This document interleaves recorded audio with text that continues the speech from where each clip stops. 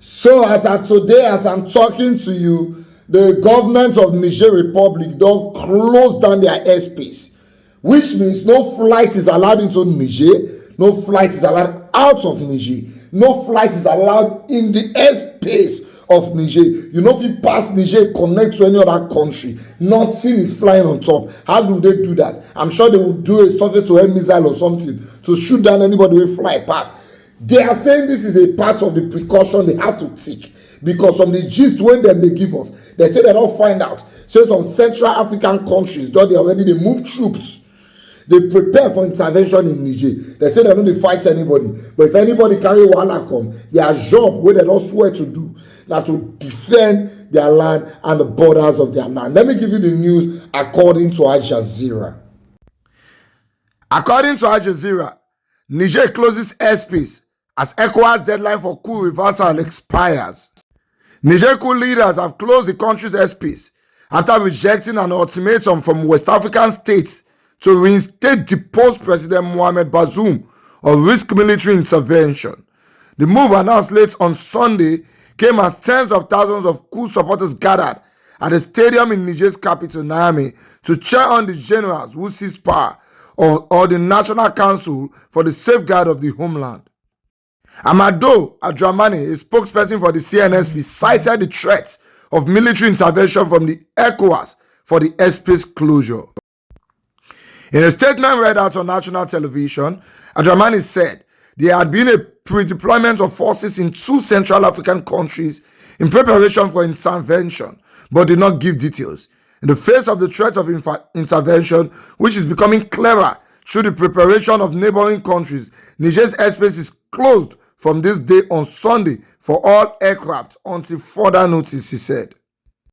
Niger's armed forces and all our defense and security forces, backed by the unfailing support of our people, are ready to defend the integrity of our territory, he added. The thing is, as ECOWAS, they prepare military intervention. Them too, for there, go to prepare their own defense strategy. The only difference is that when they tell people our own, they're not they tell people their own, they're just quiet. What they are telling you is that they're not going to come your country come fight you, but they're not going to let you enter their country come fight them. They are going to defend their land. And maybe there are some people they support the military coup for Niger, though we don't know the percentage of people where they support them, but that they are having rallies showing support for the military government is a lot to judge by, but we don't know the percentage of people support, whether there are some set of people who have been at the full country now they support them, we don't know. But you know, as this thing they go, everybody they hide their backup. I'm very sure they have backup. They are not talking yet.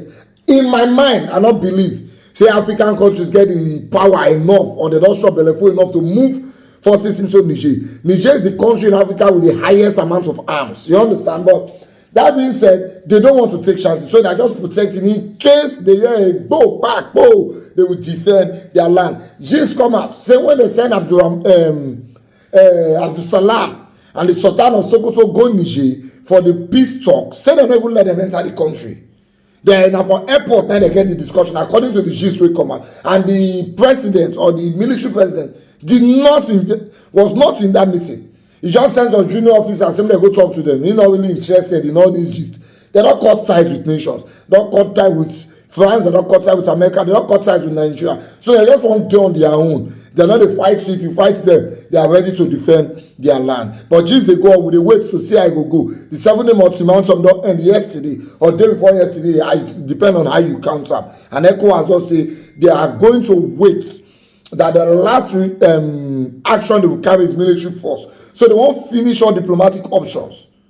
If they don't try out all diplomatic options, it don't work, then they will now resolve to military force. Let's see how this goes.